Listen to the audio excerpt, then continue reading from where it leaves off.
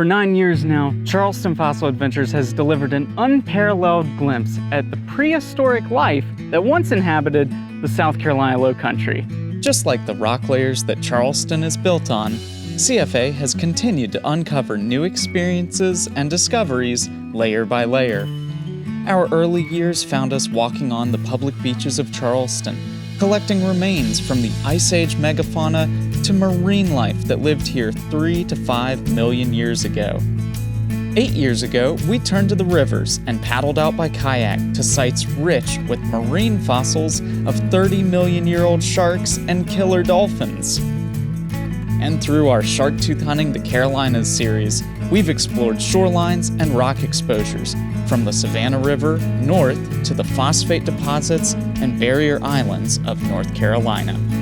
And now, as we enter our 10th year, we're uncovering our best layer yet. We're switching from finding 30-million-year-old shark vertebrae to 183-million-year-old ammonites like these on the Yorkshire coast of England. Come join us in November 2026 as we set out on our first international fossil adventure to Whitby, England. Our epic expedition spans 8 days as we explore the rugged shorelines of the Yorkshire coast.